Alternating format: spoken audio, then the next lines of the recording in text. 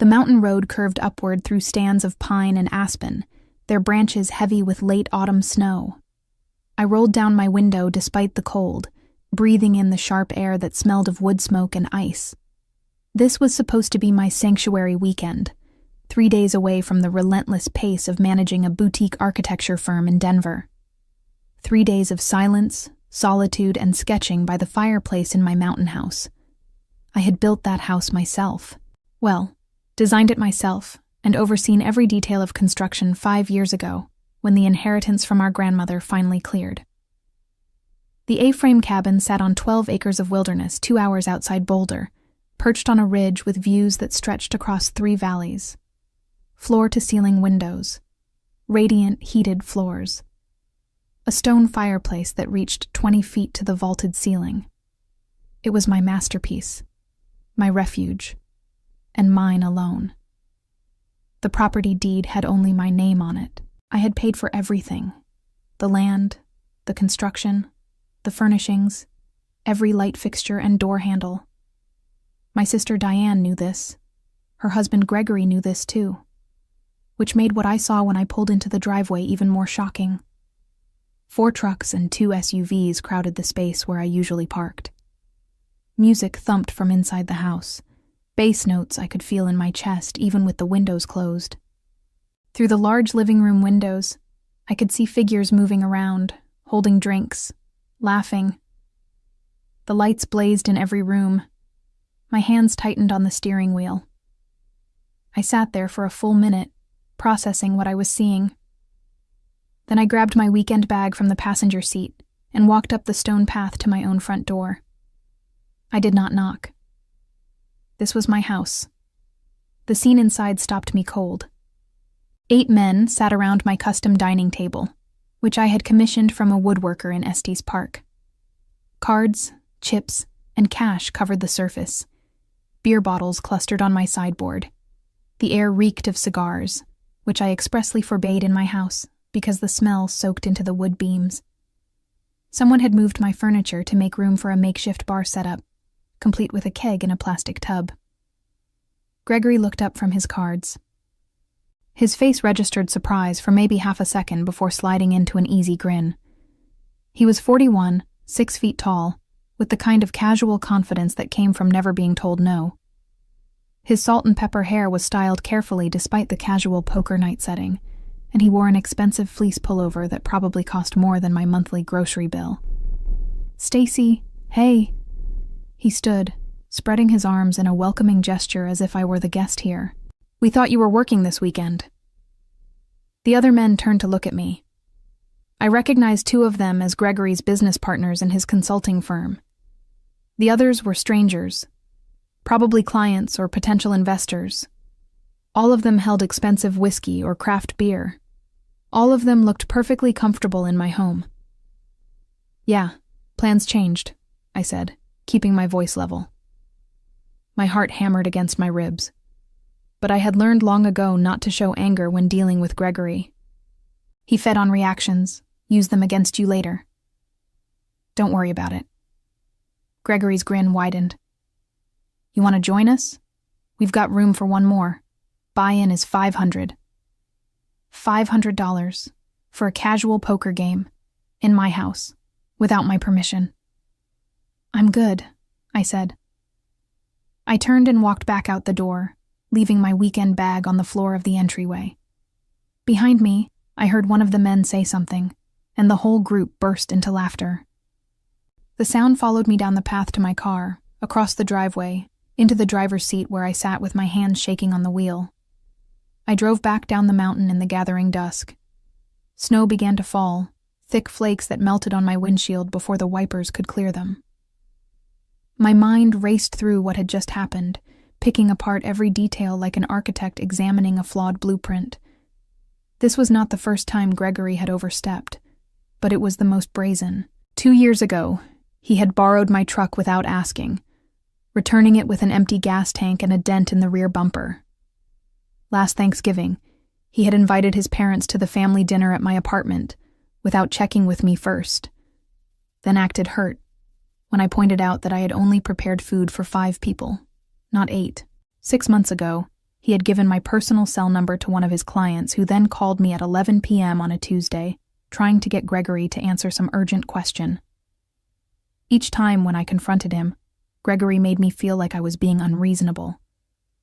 "Come on. Family helps family," he would say. Or, "I didn't think you'd mind." Or, "You're being a little sensitive, don't you think?" Diane always took his side, my younger sister, who I had helped raise after our parents died, who I had lent money to for college, who I had supported through every crisis and heartbreak until she met Gregory 7 years ago. She worshipped him, trusted his judgment over mine, and got defensive whenever I suggested he might be taking advantage. I pulled into a coffee shop parking lot in a small town halfway down the mountain. Inside, I ordered a black coffee and sat in a corner booth, trying to calm the rage building inside my chest. He had taken over my house, my sanctuary, without asking, without even a courtesy text message. I pulled out my phone and opened my messages. The last text from Gregory was from 3 weeks ago, a group message to the family about where to meet for Diane's birthday dinner. The last text from Diane was from Thursday, asking if I wanted to join them for brunch on Sunday. Neither of them had mentioned anything about using the mountain house. I sipped the coffee, which was terrible, burned and bitter. The coffee shop was nearly empty, just me and a tired-looking waitress wiping down tables. Outside, the snow fell heavier now, coating the street and the parked cars. I watched it pile up and thought about the drive back to Denver, whether the roads would be safe by the time I finished this cup. My phone buzzed. A text from Diane. "Gregory said you stopped by the house. Why didn't you stay? They have plenty of food." I stared at the message. She knew. She had known about the poker party. Maybe she had even helped plan it. I typed and deleted 3 different responses before settling on, "Wasn't expecting company. Thought I'd have the place to myself." Her response came immediately. "Oh, sorry. Greg mentioned he might use it this weekend, but I thought you were working. You're always working on Fridays." Always working, as if my dedication to my career was a character flaw, something predictable and slightly pathetic. Never mind that my work had paid for that house, for the property taxes, for the maintenance and upkeep. Never mind that I had never once used something of hers without permission. I put the phone face down on the table. The waitress approached with a pot of coffee. "Warm up? Please." She refilled my cup. "You okay, honey? You look like you've had a day." I managed a smile. Something like that. She patted my shoulder and moved away. I wrapped my hands around the warm mug and tried to think clearly. This could not stand. Not this time. Gregory had crossed a line, and if I let it go like I had let everything else go, he would just keep pushing. He would assume he had access to my house whenever he wanted. He would start treating my property like community family property, and Diane would support him, and eventually I would lose the one place that was entirely mine. But confronting him directly would not work. I had tried that approach before. Gregory was a master at making me look like the villain. He would turn it around, make it about how I was being selfish and territorial, how families should share resources, how I was holding material possessions over relationships. Diane would get upset. There would be tears and accusations, and somehow I would end up apologizing. No. This required a different approach. I pulled out my phone and opened my notes app. Then I started making a list of facts, the kind of detailed observation list I used when starting a new architectural project. Fact 1. Gregory had entered my property without permission. Fact 2. He had brought at least 7 other people with him. Fact 3. They were smoking cigars inside, drinking heavily, and playing poker for significant amounts of money. Fact 4. He had lied to Diane about checking with me first. Fact 5. This was a pattern of behavior, not an isolated incident. I added more details as they came to me. The way he had greeted me with that confident grin, not a hint of apology or embarrassment. The expensive whiskey on my sideboard, probably from my own collection. The casual disrespect of moving my furniture, of treating my carefully designed space like a generic party venue. My phone buzzed again. Another text from Diane. Greg feels bad that you felt unwelcome. He says come back, they'll deal you in. No buy-in for you since it's your place. I almost laughed. No buy-in, how generous. Permission to play poker in my own house. I typed back. Thanks, but I'm already down the mountain. Have a good night. Then I opened a new browser window and started searching. Property law in Colorado. Trespassing statutes. Rights of property owners. I had a lawyer friend from college who specialized in real estate law. A sharp woman named Patricia, who owed me a favor from when I had helped her sister find an apartment in a building I had designed. I sent her a text, asking if she was available for a quick consultation tomorrow. Her response came 10 minutes later. Sure thing. What's up? Family issue involving my mountain property. Need advice on options. I'm free at 10 a.m. Coffee at the usual place? Perfect. I finished my coffee and headed back out into the snow. The drive to Denver took 3 hours instead of the usual 2, the roads slick and treacherous. By the time I pulled into my apartment parking garage downtown, it was nearly 9 p.m. and I was exhausted, but my mind was clear. Clearer than it had been in months. Gregory thought he could use my house like it was his own. He thought I would roll over and accept it, just like I had accepted everything else. He was wrong. I unlocked my apartment and dropped my bag by the door. The space was modern and minimalist, all clean lines and neutral colors. I had designed this too, converting a warehouse loft into a living space that felt both spacious and intimate. Everything here was exactly as I wanted it. I poured myself a glass of wine and stood at the tall windows overlooking the city. Snow fell on downtown Denver, coating the streets in white, softening the hard edges of buildings and cars. Lights glowed in apartment windows.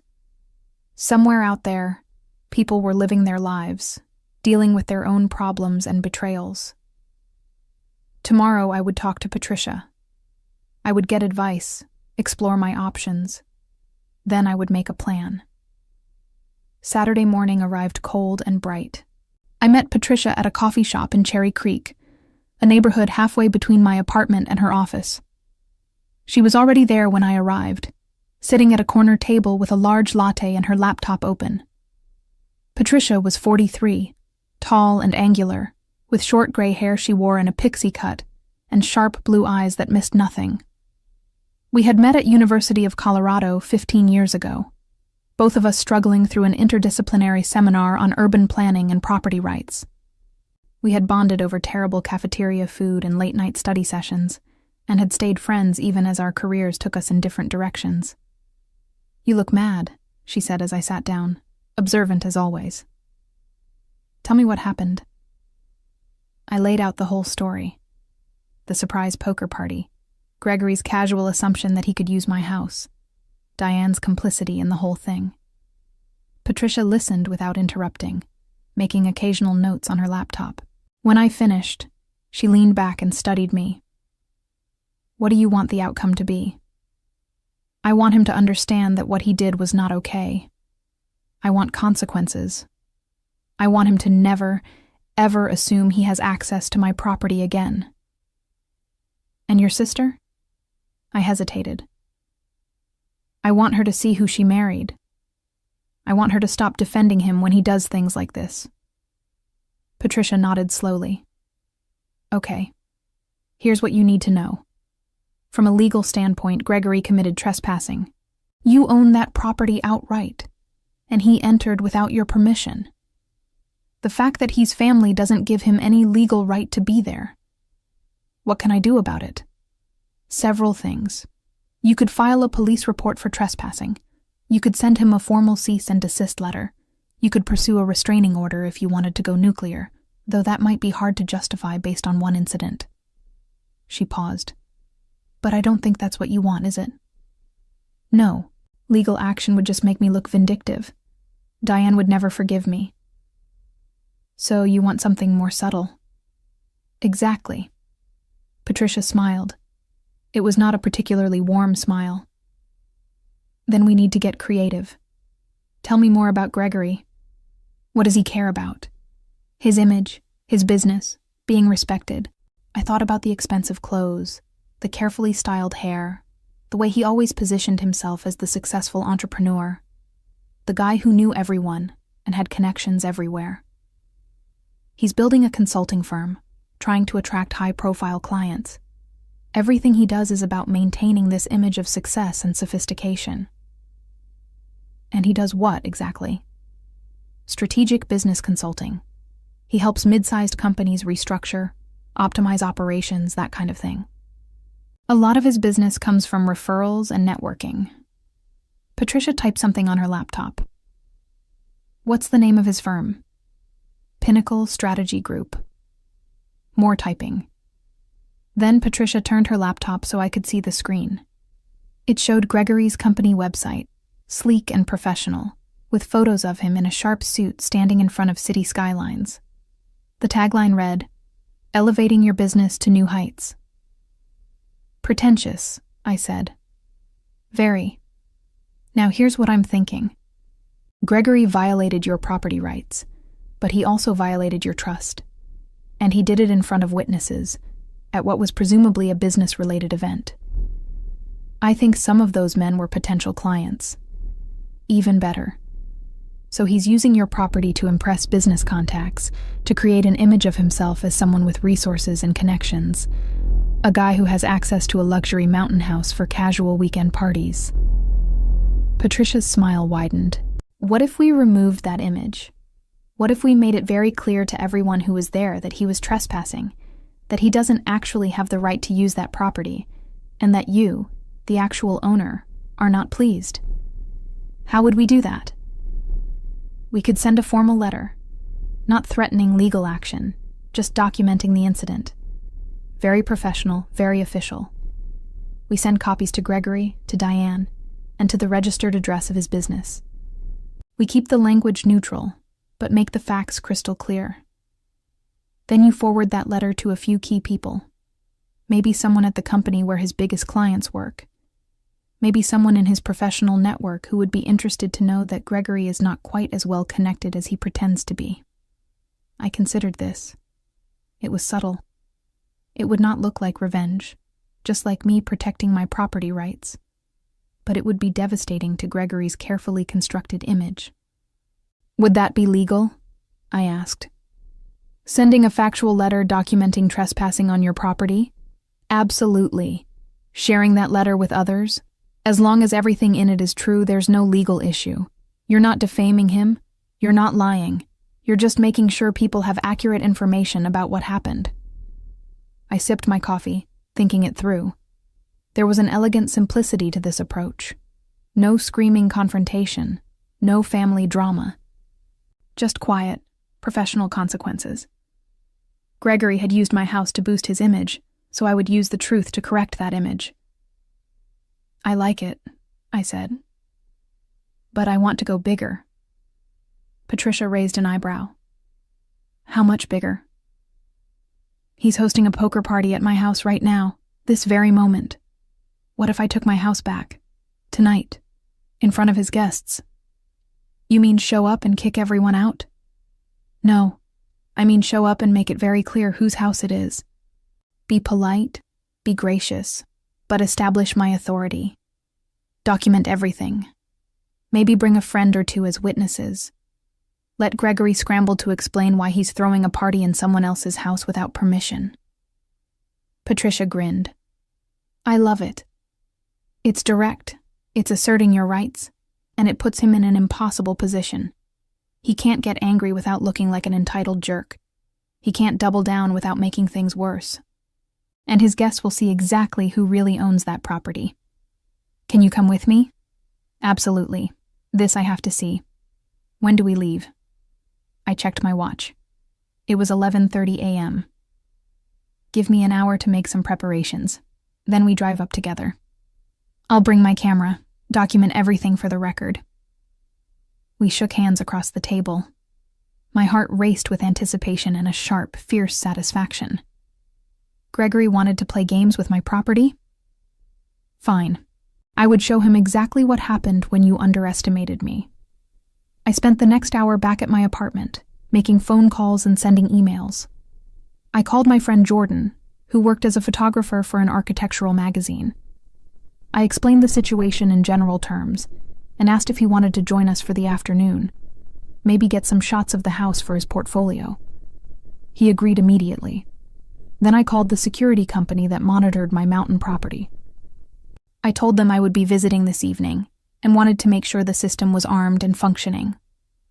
The technician confirmed everything was operational and gave me the current access codes. Finally, I packed a bag with a few essentials: my property deed, insurance documents, a printed copy of the alarm codes, and my laptop. I dressed carefully in dark jeans, boots, and a cashmere sweater. Professional but casual, comfortable in my own space. Patricia picked me up at 1 p.m. in her Range Rover. Jordan was already in the back seat, his camera bag at his feet. He was 29, lean and energetic, with dark curly hair and an easy smile. I had worked with him on several projects over the years, and he had photographed my mountain house when it first appeared in Colorado Design magazine. "Thanks for coming on short notice," I said, as I climbed into the passenger seat. "Are you kidding? This sounds wild. Plus, I've been wanting to get updated shots of that house anyway. The light should be perfect this time of day with all this snow." Patricia pulled out into traffic. "So what's the plan when we get there?" "We walk in like I own the place, because I do. I'm polite but firm. I introduce you both as my guests. I make it clear that I'm spending the evening there, and that Gregory and his friends are welcome to finish their game. But I'll be present. I establish my presence and my ownership." "And if he pushes back?" Jordan asked. "Then I remind him calmly and publicly that this is my house, and I never gave him permission to be here. With witnesses present, he either has to admit he was trespassing or make up some lie that I can contradict with documentation." Patricia nodded approvingly. "I like it. You're not kicking them out, which would make you look unreasonable. You're just asserting your right to be in your own home. He's the one who has to explain himself." The drive took 2 hours through snow-covered mountain roads. Jordan spent most of it looking out the window, occasionally pointing out interesting rock formations or stands of trees. Patricia and I talked through various scenarios, planning responses to different reactions Gregory might have. As we climbed higher into the mountains, my nervousness transformed into something sharper and more focused. This was right. This was necessary. Gregory needed to learn that there were consequences for treating people's property and boundaries as disposable. We arrived at the house just after 3 p.m. The same vehicles from yesterday were still parked in the driveway, plus one additional sedan I did not recognize. Smoke rose from the chimney. Through the windows, I could see people moving around inside. I took a deep breath. "Ready?" "Absolutely," Patricia said. Jordan grabbed his camera. "Let's do this." We walked up the path together. I unlocked the front door with my key and walked in. The scene was similar to yesterday, except messier. Empty beer bottles and food containers littered every surface. The poker game was in full swing at the dining table. Someone had spilled something on my custom wool rug, leaving a dark stain.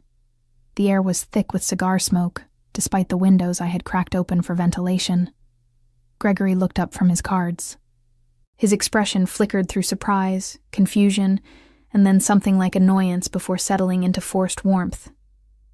"Stacy, you came back, and you brought friends." He started to stand. "Don't get up," I said pleasantly. "This is Patricia and Jordan. Patricia is my attorney, and Jordan is a photographer working on a feature about mountain homes. I hope you don't mind if we're here for the evening. I did want to spend some time at my house this weekend." The emphasis on my house was subtle but clear. The other men at the table exchanged glances.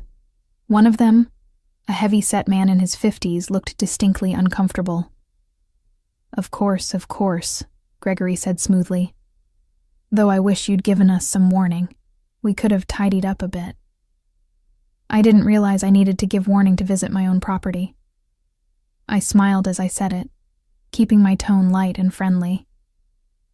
But please don't let us interrupt your game. We'll just be in the other room. I walked past the dining table toward the living area, Patricia and Jordan following. Behind me, I heard one of the men whisper something to Gregory. His reply was too quiet to hear, but I caught the defensive tone.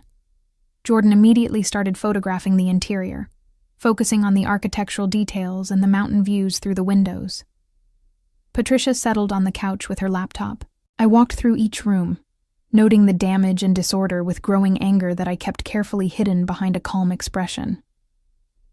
In the kitchen, someone had used my expensive copper pots to cook something that had burned and stuck to the bottom.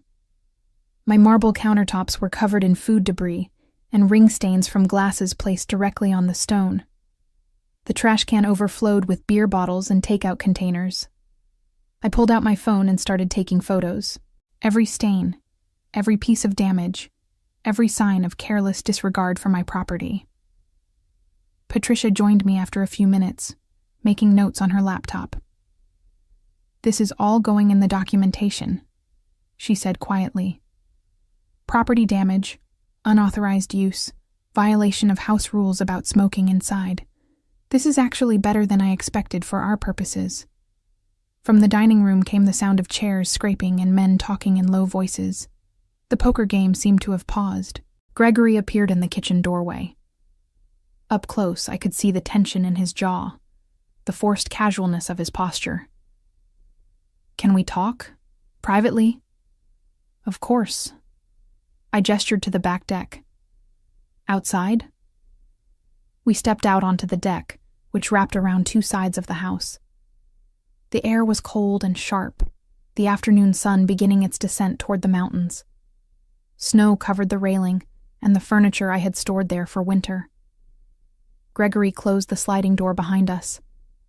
"What are you doing, Stacy?" "I'm visiting my house." "You know what I mean. Showing up with your lawyer and a photographer? Making a scene in front of my business associates?" "I'm not making a scene. I'm being very accommodating, actually. I could have called the police when I discovered you were trespassing." His face flushed. "Trespassing? It's a family property." "No, it's my property. My name is on the deed. I paid for everything. And you never asked my permission to be here. Diane said it would be fine." "Diane doesn't own this house. She has no authority to give you permission to use it." I kept my voice level, matter of fact. "Gregory, you walked into my house without asking, brought 9 people with them, smoked cigars when you know I don't allow it, damaged my property, and treated my home like a rented party venue. How did you think I would react?" "I thought you were working. I thought you wouldn't know." The honesty of that statement was almost shocking. He had not just assumed I would not care. He had actively planned to do this without my knowledge. "So you were hoping to use my house and not tell me about it?" He ran a hand through his hair, a gesture of frustration. "Look, I'm trying to land a big contract with Westfield Industries. 3 of those guys in there are executives from their company. I wanted to impress them, show them I have connections and resources. The mountain house seemed perfect. So you used my resources to impress your clients. I was going to tell you afterwards. I was going to thank you. But you weren't going to ask permission first." He exhaled sharply, his breath visible in the cold air. "Would you have said yes?" "I don't know. You never gave me the chance to decide." We stood there in silence for a moment. Behind Gregory, through the window, I could see the men in the dining room talking among themselves. Patricia had joined them, chatting pleasantly about something. Jordan moved around the space with his camera, documenting everything. "What do you want?" Gregory finally asked. "An apology? Fine. I'm sorry. I should have asked first. Happy now? I want you to understand that this was wrong. Not just inconsiderate, but actually wrong. You violated my property rights. You lied to Diane about having permission. You damaged my house, and you did it all to benefit your business. So what? You want money? I'll pay for the cleaning and any damages." I want you to leave and never come back without explicit advance permission.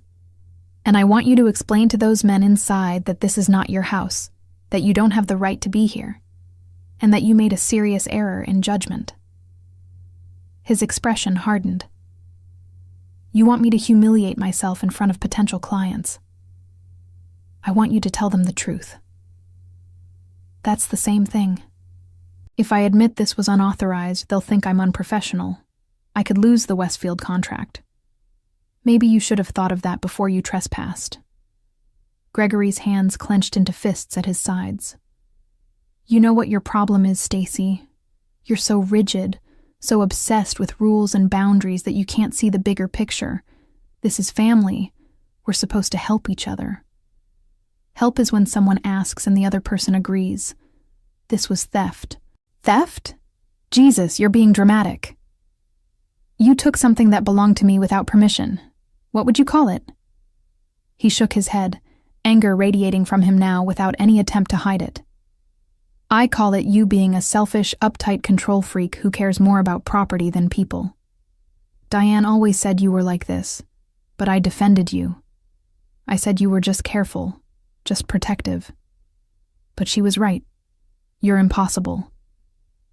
The words stung, but I had expected them. This was Gregory's pattern.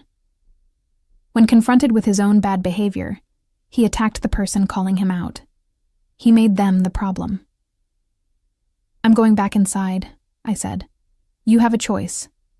You can finish your poker game with Patricia, Jordan, and me, present as witnesses to your unauthorized use of my property. Or you can tell your friends the truth about whose house this is and wrap things up. Either way, I'm spending the night here, and you're never using this place again without written permission that I'm extremely unlikely to give." I walked back inside before he could respond. Patricia caught my eye and raised her eyebrows in a question. I nodded slightly. Everything was going according to plan. Jordan had positioned himself near the dining table, photographing the poker setup. The men looked uncomfortable now, their earlier casual confidence replaced with awkward awareness that something was wrong. I approached the table with a warm smile. "I'm sorry we interrupted your game. I'm Stacy, by the way. I own this house." The heavy-set man stood and extended his hand. "Douglas. We had no idea this wasn't Gregory's place. He said his family had a mountain house and offered to host us for the weekend." "His family?" I said carefully, shaking Douglas's hand. "Well, technically his wife's family, but the property is actually just mine. My sister and I inherited money from our grandmother, and I used my portion to build this place. So it's a bit of a misunderstanding." I watched Gregory through the window.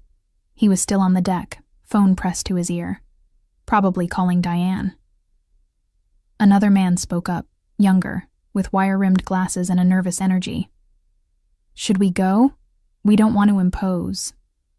"Oh, you're not imposing. Gregory invited you, and I'm sure he believed he had the right to do so. It's just a miscommunication within the family." I kept my tone gentle, understanding.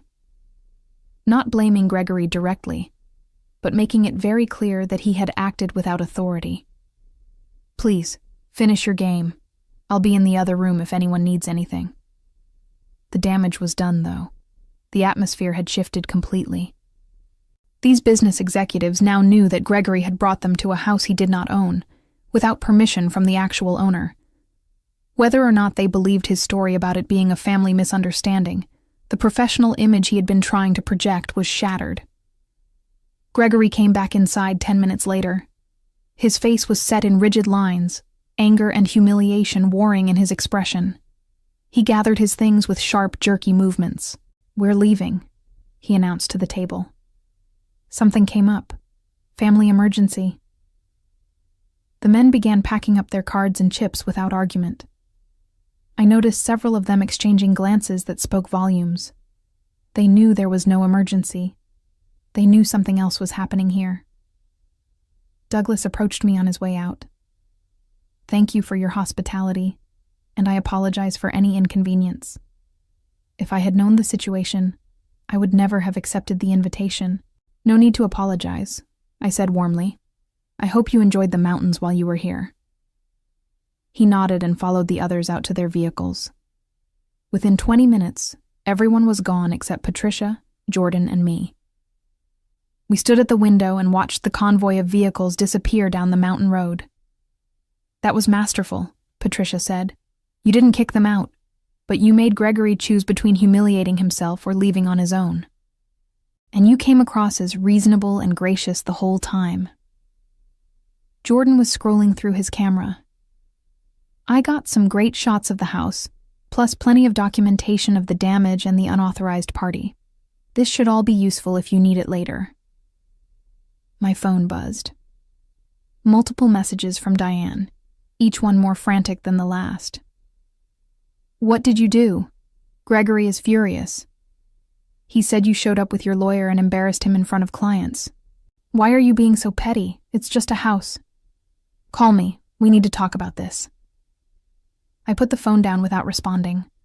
Let her stew for a while. Let Gregory give his version of events. Then I would present mine, with documentation and witnesses. Patricia started opening windows to air out the cigar smoke. Jordan helped me assess the damage to the kitchen and living areas. Together, we made a detailed list of everything that needed to be cleaned, repaired, or replaced. The copper pot was probably salvageable with serious scrubbing.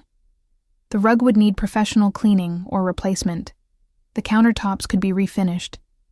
The smell of smoke would take weeks to dissipate completely from the wood beams. I want you to draft that letter, I told Patricia. Everything we discussed earlier. Document the trespassing, the damage, the lack of permission. Send copies to Gregory, Diane, and his business. And who else should receive copies? I thought about Douglas, about the way he had looked at Gregory when he realized the truth. I have an idea about that. Let me make some calls first. That evening, the three of us cleaned the house together. It was therapeutic in a way, scrubbing away the evidence of Gregory's violation, restoring order to my space. Patricia proved surprisingly good at tackling burned cookware. Jordan documented the before and after of each area we cleaned. Around 8 p.m., we took a break and ordered pizza from a place in town that delivered up the mountain. We ate sitting on the floor in front of the fireplace, watching snow fall outside the massive windows. Can I ask you something? Jordan said. Why does this matter so much? I mean, I get that he was wrong to use your house without asking. But you seem really invested in making sure he faces consequences. Why? I considered the question. Patricia watched me, curious to hear my answer. Because this is part of a pattern, I said finally. Gregory has been taking advantage for years. Small things mostly. Borrowing stuff without asking. Volunteering my resources without checking with me. Treating my boundaries like suggestions. And every time I try to address it, he makes me feel like I'm the problem. Like I'm being petty or selfish or too rigid. I paused, gathering my thoughts. But this time was different. This wasn't borrowing my truck or giving out my phone number. This was taking over my house, my sanctuary, the one place that's entirely mine. And he did it without even asking because he knew I might say no. That's not just inconsiderate. That's contempt. He doesn't respect me or my property rights, and I'm done letting that slide. Jordan nodded slowly. So this is about establishing boundaries. This is about enforcing boundaries that I should have enforced years ago. I took a bite of pizza, thinking about all the times I had let things go to keep the peace. I've spent my whole adult life being the responsible one, taking care of Diane after our parents died, building my career, staying calm and professional while Gregory pushed and pushed and pushed. And where did it get me? He thinks he can use my house like a hotel, and my sister thinks I'm wrong for being upset about it. Patricia leaned back against the couch. So what's the end game here? You want Gregory to apologize? You want Diane to see who she married? I want them both to understand that I'm not someone they can take advantage of anymore. I want consequences that actually matter. And I want Gregory's professional reputation to reflect the truth about who he is. That last part is the tricky one, Patricia said. We can send the letter, document everything, maybe make some strategic information available to certain people. But you can't control how that information spreads or what people do with it. I know, but I can plant the seeds. My phone rang. Diane. I let it go to voicemail. She called again immediately, and again. On the fourth call, Patricia said, "You're going to have to talk to her eventually." I know, but not tonight. Tonight I'm going to enjoy my house in peace. We finished the pizza and spent the next hour making the house look presentable again. Patricia and Jordan decided to stay overnight, rather than drive back down the mountain in the dark on potentially icy roads. I made up the guest rooms, putting fresh linens on beds that still smelled faintly of cigar smoke despite our cleaning efforts. Around midnight, exhausted from the day's emotional intensity, I finally checked Diane's voicemails. The first 3 were variations on the same theme: confusion about why I was being so difficult, demands that I call her back, insistence that Gregory had done nothing wrong. The 4th was different. Stacy. I talked to Gregory about what really happened. He admitted he didn't ask your permission. He said he thought it would be fine, but I know that's not how things work. I'm sorry. I should have checked with you first instead of assuming. Can we please talk? I don't want this to come between us. Her voice cracked on that last sentence. Despite my anger, I felt a pang of sympathy. Diane was caught between her husband and her sister, probably genuinely confused about why this was such a big deal. But sympathy was not enough to make me back down. This was too important. I texted her back.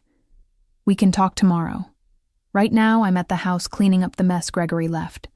Get some sleep. Her response came within seconds.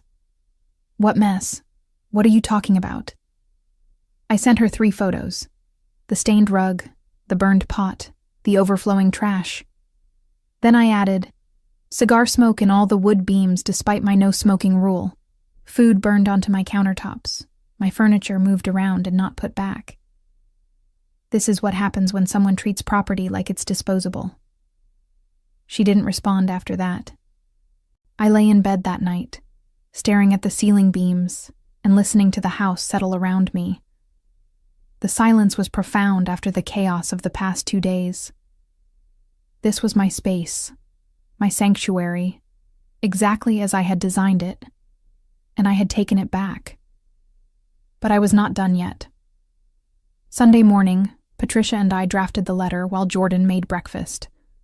The language was formal, but not aggressive, laying out facts without editorial commentary. Patricia was good at this, finding the balance between documenting wrongdoing and avoiding anything that could be construed as defamation. The letter outlined the dates and times of Gregory's unauthorized entry. It listed the damage to property. It noted the violation of clearly stated house rules about smoking. It referenced Colorado property law regarding trespassing. And it concluded with a formal notice that Gregory and anyone acting on his behalf were prohibited from entering the property without explicit written permission from me. This is good, I said, reading through the final draft. Professional, factual, devastating. The key is the distribution, Patricia said. We send official copies to Gregory and Diane. We file a copy with the county records office, which makes it public record. And then we can make sure certain other people happen to become aware of it. Like who? Patricia smiled. Like whoever handles vendor and partner compliance at Westfield Industries. Like the networking groups Gregory belongs to. Like the business registry where his firm is listed. We're not sending it directly to those people, which could look vindictive. But if the information happens to be easily accessible through public channels, well, that's just transparent record keeping. I understood what she was suggesting. Make the letter public record, then make sure the right people knew where to find it. Let them draw their own conclusions about whether Gregory was someone they wanted to do business with. Do it, I said. Jordan left mid-morning to drive back to Denver. Patricia stayed to help me finish cleaning and to finalize the letter. By the time she left around 3 p.m., the house was restored to its normal, pristine condition, and the formal documentation of Gregory's trespassing was ready to be filed. I spent the rest of Sunday alone in the house, exactly as I had planned to spend the whole weekend. I sketched by the fireplace. I read a book I had been meaning to get to for months. I cooked myself a simple dinner and ate it watching the sunset paint the snow-covered mountains in shades of pink and gold. My phone buzzed occasionally with messages from Diane, but I didn't respond. She needed time to process what had happened, to see the situation clearly without Gregory's spin influencing her perspective, and I needed time to prepare for what came next. Monday morning, I drove back to Denver with renewed purpose. The mountain air had cleared my head, and the weekend's confrontation had clarified exactly what needed to happen next. Patricia filed the formal letter with the county records office by noon, making it part of the public record. Copies were sent via certified mail to Gregory's home address and his business address. I spent Monday afternoon at my architecture firm, catching up on projects I had neglected while dealing with the Gregory situation. My business partner, a brilliant structural engineer named Helen, noticed my improved mood immediately. "You look different," she said, stopping by my desk with coffee. "More focused." "I had a productive weekend." "The mountain house?" "Something like that." Helen had heard bits and pieces about my family situation over the years. She knew about Diane, about Gregory's tendency to overstep. She had been the one who suggested I put only my name on the property deed when I first bought the land. "Whatever you did, it agrees with you," she said. That evening, Diane finally called instead of texting. I answered this time. "We need to talk in person," she said without preamble. "Can you meet me for dinner?" "When?" "Tonight. Now. Please, Stacy. I need to understand what's happening." We met at a quiet restaurant in Capitol Hill, halfway between her house and my apartment. Diane was already there when I arrived, sitting in a corner booth with a glass of wine she had barely touched. She looked tired, her usual careful makeup absent, her hair pulled back in a messy ponytail. I slid into the seat across from her. "Thanks for meeting me." "Gregory is furious," she said immediately. "He says you're trying to ruin his business. He got some kind of formal letter today about trespassing, and he's threatening to sue you for defamation." "He can't sue me for stating facts. He did trespass. He did damage my property.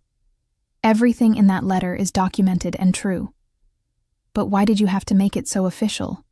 Why involve lawyers and public records? We could have worked this out as a family." I leaned forward.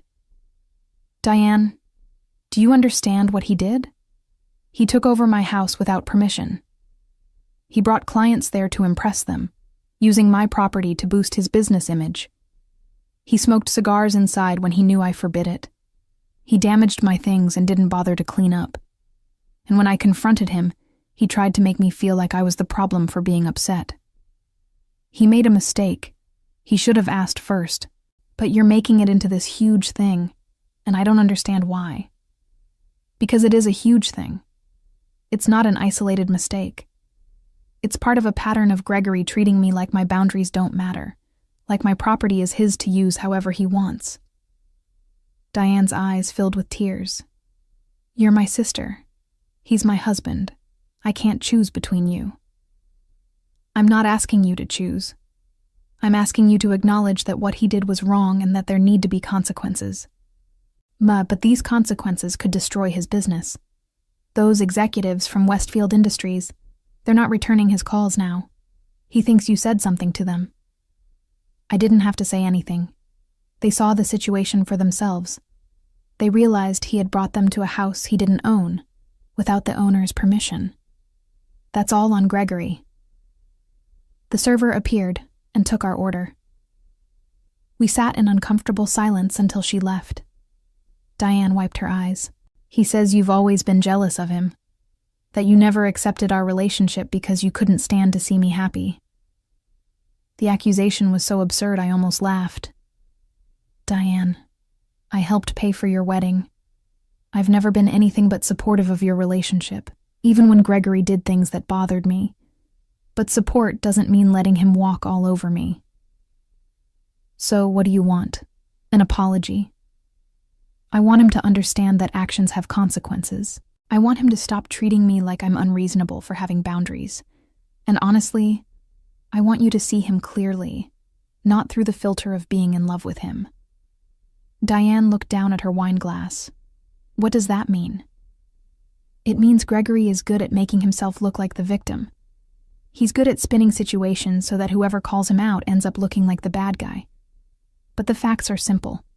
He trespassed on my property, damaged my house, used it to impress business clients, and never asked permission. Those are not the actions of someone who respects me or my rights. He said it was a misunderstanding. It was a choice. He chose to use my house without asking because he knew I might say no. That's not a misunderstanding. That's entitlement. Our food arrived. We picked at our meals in silence for a while. I could see Diane struggling with something, her expression shifting between defensiveness and doubt. The letter mentioned he violated house rules about smoking, she said finally. I didn't know he smoked cigars inside. He knows how you feel about that. He did it anyway, because in that moment, impressing his clients mattered more than respecting my property. What happens now? Now he stays away from my mountain house, permanently, and he learns that I'm not someone he can take advantage of anymore. Diane pushed her food around her plate. He's talking about cutting you out of family events, saying if I invite you to things, he won't come. Then he's making you choose, not me. Stacy, please, can't we find some middle ground here? I thought about compromising, about letting this slide like I had let everything else slide. But I thought about my house, my sanctuary, filled with Gregory's friends and cigar smoke and casual disrespect. I thought about the years of small violations, each one rationalized away. No, I said, not this time. The next few weeks unfolded with a momentum I had not anticipated. The formal trespassing letter became public record, and while I did not directly send it to anyone beyond the required recipients, information has a way of spreading in professional circles. Patricia had been strategic about filing it in such a way that anyone conducting due diligence on Gregory's business would easily find it. The document showed up in public property record searches. It appeared in county legal filings. And it told a very clear story about someone who had violated property rights to impress potential clients. The Westfield Industries contract fell through. I heard about it from Diane, who called me crying, saying I had ruined Gregory's biggest opportunity, but I knew the truth. The contract fell through because the executives had witnessed Gregory's deception firsthand. They had seen him pretend to own property he did not own, had realized he was willing to misrepresent his resources and connections. That was not the kind of person they wanted to work with. Other consequences rippled outward. Gregory belonged to several professional networking groups, organizations where reputation and trustworthiness mattered. When members conducted routine background checks, as they did for anyone in leadership positions, they found the trespassing documentation. Questions were raised. Gregory found himself suddenly excluded from events he had previously been invited to. His business did not collapse, but it stagnated. Referrals dried up. Potential clients went elsewhere. The image he had worked so hard to cultivate, of a successful consultant with resources and connections, cracked apart under the weight of documented facts. I watched it happen with no guilt whatsoever. Gregory had built his professional image on deception and borrowed resources. When the truth came out, the natural consequences followed. I had simply made sure the truth was clearly documented and easily accessible. Diane stopped speaking to me for 3 weeks. Then, one evening in late November, she showed up at my apartment unannounced. "Can I come in?" she asked when I opened the door. I stepped aside. She looked thinner than I remembered, tired and stressed. She sat on my couch and stared at her hands for a long moment before speaking. "Gregory and I are in counseling," she said quietly. "The therapist asked me to really think about our patterns, about the dynamics in our relationship. And I've been remembering things." "What kinds of things?" Times when he made decisions without consulting me. Times when he used my money or my connections without asking. Times when he made me feel like I was being unreasonable for wanting basic respect and consideration. She looked up at me. I've been seeing what you saw all along. I sat down beside her. I'm sorry you're going through this. Are you?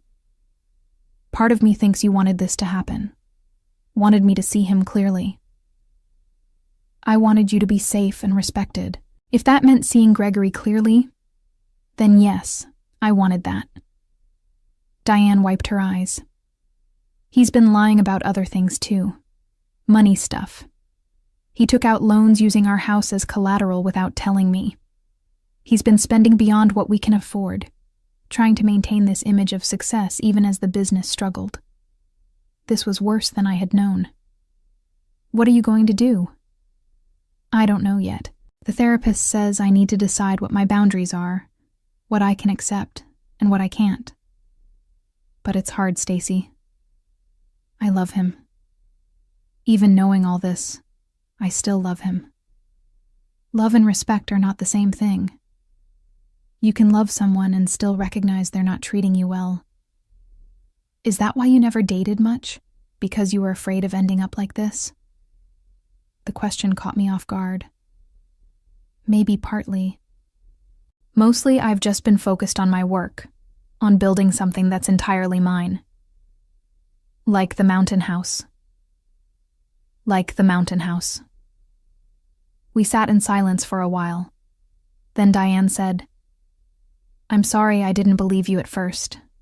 I'm sorry I let him make you feel like you were the problem. I understand why you did. He's your husband. You wanted to believe his version. Can we fix this? Us, I mean. Our relationship. I considered the question carefully. I think we can, but it requires you understanding that I'm going to enforce my boundaries going forward. I'm not going to let people take advantage of me to keep the peace. Even if it causes family drama? Especially then. Diane nodded slowly. Okay.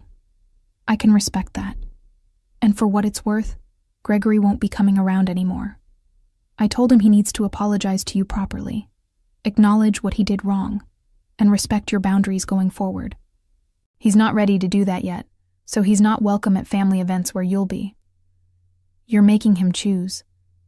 I'm making him face consequences. There's a difference. I smiled. You're learning. I had a good teacher, even if I was a slow student. We ordered takeout and spent the evening catching up, rebuilding the connection that Gregory's behavior had strained. It felt tentatively hopeful, like something broken that was being carefully repaired. Over the following months, the full scope of Gregory's professional downfall became clear. His consulting firm lost half its clients within 3 months. 2 of his business partners left to start their own venture, distancing themselves from the taint of his reputation. He had to downsize his office, let go of his assistant, and take on work he previously would have considered beneath him. Through it all, I maintained my distance. I did not gloat or rub his face in the consequences. I simply existed, running my architecture firm, spending weekends at my mountain house, building the life I wanted without his interference. In February, 6 months after the poker party incident, Gregory finally called me. His voice on the phone was subdued, lacking the confident charm I had grown so used to. I owe you an apology, he said. A real one. I'm listening. What I did at your mountain house was wrong. It was more than just inconsiderate. It was a violation of your property and your trust. I used something that belonged to you to make myself look successful, and I did it without asking because I knew you might say no. That was selfish and entitled, and I'm sorry. The apology was better than I had expected. More self-aware. Thank you for saying that. I know it doesn't fix anything. My business is in trouble. Diane and I are barely holding things together, and a lot of that is consequences of my own actions. Not just what happened at your house, but a pattern of behavior that I'm only now starting to recognize. What made you recognize it?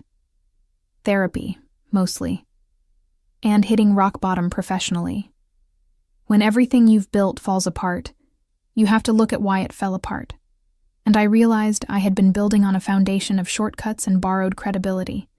When that got exposed, there was nothing solid underneath.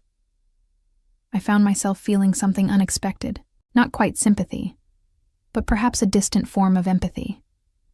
Gregory was facing the consequences of his choices, and while I had helped those consequences become visible, I had not created them. He had done that himself. "What are you going to do now?" I asked. "Rebuild, but differently. Smaller scale, more honest. Diane and I are working through things, trying to figure out if we can make the marriage work with healthier patterns. And I'm staying far away from your mountain house. That's probably wise." There was a pause. Then he said, "For what it's worth, I understand why you did what you did. The letter, the documentation, making sure people knew the truth. You were protecting yourself and your property. I just wish I had understood boundaries better before it came to that. Maybe this was the only way you could learn. Maybe so." We ended the call shortly after. I did not know if Gregory would actually change, if the lessons of the past months would stick, or if he would eventually slip back into old patterns. That was not my responsibility to manage. What mattered was that I had stood up for myself.